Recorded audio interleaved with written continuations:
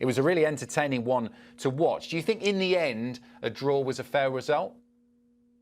Yeah, it's funny you should ask me that question because I was thinking just that towards the end of the match where I did feel that a draw was definitely a very fair result. It was end-to-end stuff between both sides, attacking football. We saw defensive display as well. We saw as well in the midfield creating opportunities, that battle in the midfield. So I think there's both talent on both sides. And as well for Cameroon, it's very much a young team coming in, new players that have come in. Don't forget that their coach was just appointed just before the Africa Cup of Nations, David Pagu. So it was interesting to see how they're learning very quickly and playing to his style. Let's talk about Diallo. I got to talk about the kid because he was pretty special in this game, got his goal, and what a great feeling that must be for him individually. But how important is it for the kid to have a good competition? How important is he also for Ivory Coast as they try to hunt down a potential win here? Yeah, he missed the last Africa Cup of Nations. He wasn't part of the squad in Côte d'Ivoire. So it's been really good to see such a young talent on display at the Africa Cup of Nations, scoring, of course, in their opening game against Mozambique, and again today, scoring against the mighty Cameroon in that very clinical finish. Look, he had many opportunities during the game, I guess, to give him more goals. It didn't quite happen, but he's the kind of player that threatens the defense a lot with creating spaces, you know, running at the defense. So I think he's going to be a really big player for Côte d'Ivoire moving on in this competition. And it's great to see such a young player representing his country. It's an honor to represent your country at the Africa Cup of Nations. I spoke to Baliba himself of Cameroon just a week before the tournament started, his first AFCON as well. And he said it's pride. It means a lot to him to wear the colors of his country. Mimi, we saw the group standings there in Group F. It's all to play for. You've got two teams, Ivory Coast and Cameroon, on 4 points, then Mozambique on 3. All of them could potentially qualify. What does your gut tell you? Who's going to make it out of that group? For me, it's Côte d'Ivoire and Cameroon.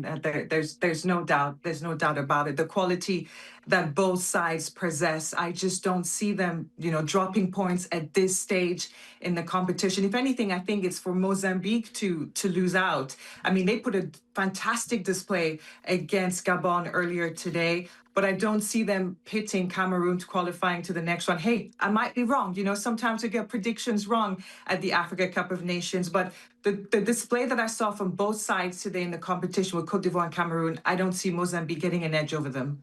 I'd love to see it, though. I think it would be great to see a little bit of a surprise in that group. One of the biggest surprises for me has been how poor Gabon have actually been in this competition. Why do you think they've struggled to even pick up a single point so far?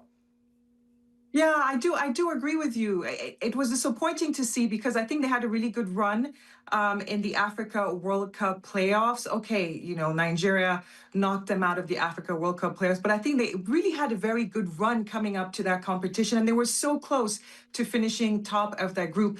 I'm not sure if maybe they're just deflated, if there's you know, a lack of energy from that, if that's affected them a little bit psychologically. I mean, we did see Aubameyang coming in towards the end of the game, getting, you know, that goal, a consolation prize, missing a few opportunities. Things just don't seem to be gelling for them right now in the competition.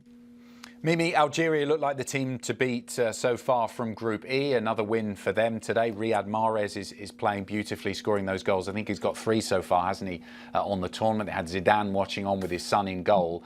Have they kind of moved up in your expectations, given the way they've played these games so far? I'm not surprised about the way Algeria are playing. If we measure it again from the World Cup playoffs, the Africa World Cup players, the past few weeks, the past few months, Algeria, one of the first countries as well to book their place into the World Cup next summer. Now, with Riyad Mahrez, the leader in that team, you know you always get a chance to perform very well in the competition. As we said, he scored 2 goals in their first game against Sudan, again today with the penalty. He's such a creative player. He's got that great flair. He creates opportunities, so he really helps to drive that team forward. They're bouncing back. Let's not forget, after they won the Africa Cup of Nations in 2019, they were knocked out back-to-back in AFCONs in the group stages. So it's good to see them now finally being able to come out of the group again.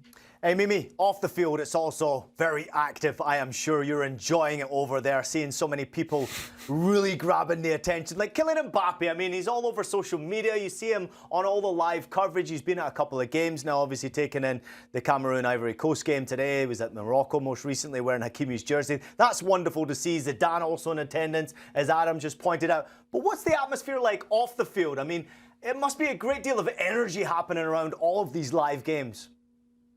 I mean, everybody is really excited to see these big name players coming to the Africa Cup of Nations, aren't they? Let's not forget as well, let me just quickly point out that Kylian Mbappe has Cameroonian heritage, so it's not surprising that he was at the game today. His mom as well is of Algerian heritage, so who knows if he'll be sticking around to maybe watch Algeria's match. But people are excited.